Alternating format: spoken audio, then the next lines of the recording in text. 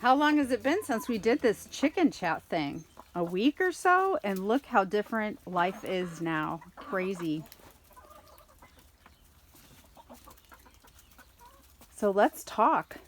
We can watch the chickens, see what's going on here, and discuss all the crazy. Make comments. I'd love to hear them. This isn't a live stream, but I'd love to go back and chat with you guys about what's going on where you are. We do not have a stay-at-home order right now in Indiana, but Ohio does and Illinois does. I would expect the way things are going that we will soon.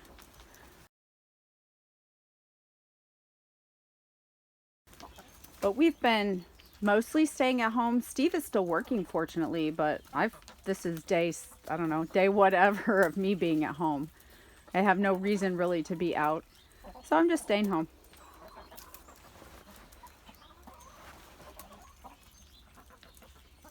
There's Libby and Limpy. Just about 6 years old now. Doing great.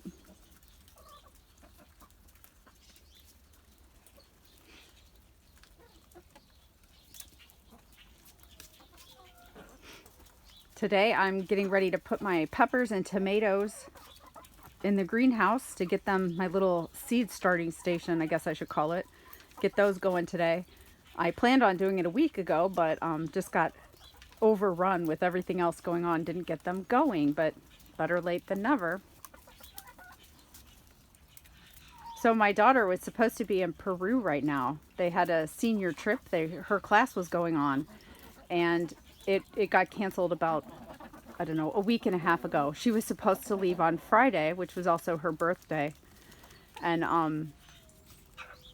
the organization they were going with actually pulled the plug on that trip, which I was really glad they did, because it was starting to look like people may very well get stuck places. And if you've watched the news, there are people in Peru stuck.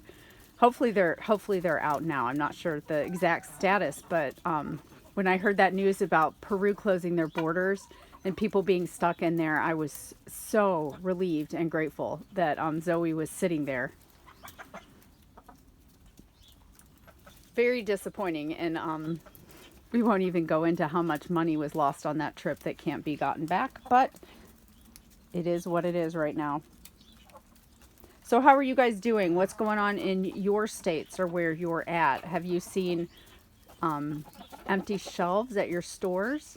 I hear they're pretty bad here now. Like I said, I haven't been out since probably last Thursday or so. But I see pictures, and pretty much everything is closed. We've had some fun things with churches, like doing drive-in churches, which is kind of fun. And then, of course, doing everything online. But I think this week is starting to set in a little bit about what all of this is starting to look like.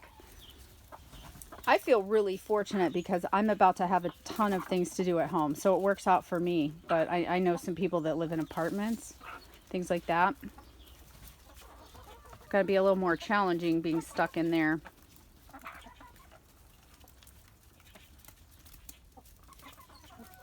But on a good note, when I look out my windows, everything looks the same, and I hope it does where you are too, unless you're in kind of a big city. There may be some things that are different, but life is still going. The world's still turning. We will get through this. Chickens still scratch around.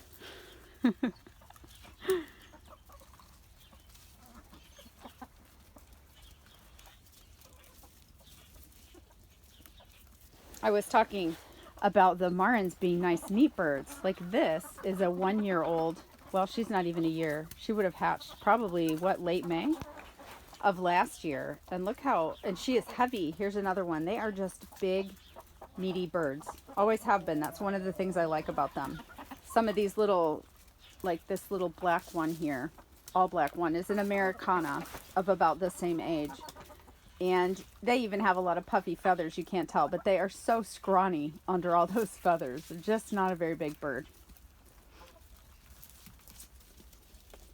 So when you talk about a dual purpose bird, I think the black copper Marans, whatever you want to call them, I think they make a very nice dual purpose bird. And they are wonderful moms most of the time. But they have been great broody hens for me too.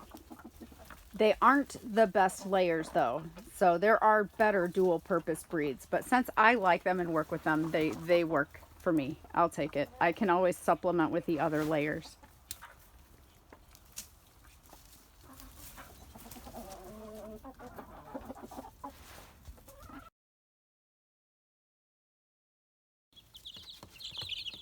Meanwhile, in one of my chick brooders, it's an awful lot of chicks in there, as a matter of fact. But the big chicks are going to be able to get out tomorrow. Ah, look at this. This one is that adorable little Americana mix. It's the sweetest thing in the world. As you can see, it's already super friendly and wants to fly up and say hi. It's cute. I'm glad I kept those. But look at all those chicks in there. I'm also seeing, right here's a little rooster. See him? The roosters show their little faces early with that breed. But it looks like the weather's going to be a little bit warmer, and a lot of these are feathering in really nicely and are really, I mean, I guess they're almost 3 weeks old now, so they'll be able to go out in a week or two also. So we'll be able to free up some room in here. Well, while we're watching them, we can talk a little bit of chick news. I have hatched a few batches of chicks to sell and really had trouble moving them this year. Even before the feed stores had chicks, I just couldn't sell them and I wasn't doing good with it. But it's been interesting. The last 2 days now, I have had 3 calls already, like just right one after another, asking me about chicks for sale, wanting to get hatching eggs.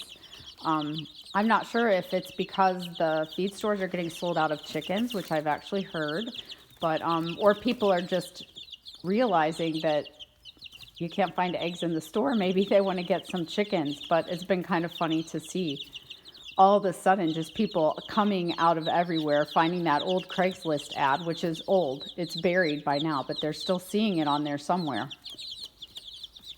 You may still recognize the barred rocks. See, they're getting their feathers in and have the little black and white feathers with the spots on their head. They're getting big. And I put the 2 that we saw in the video with the splay leg and then those curled up toes. They've been in here for a couple days. I don't even really know where they are anymore. I think that's one. I think that's the one right there. I think that might be one of them. But they fit right in and they're doing great. And then the light Brahmas are getting big and already starting to feather in. I just got those a couple days ago. Look how feathered in they are just from a couple days, which is fun. And this little guy right there is one of those blue Australorps. Look how cute. They are so puffy and adorable. There's another one. They are cute.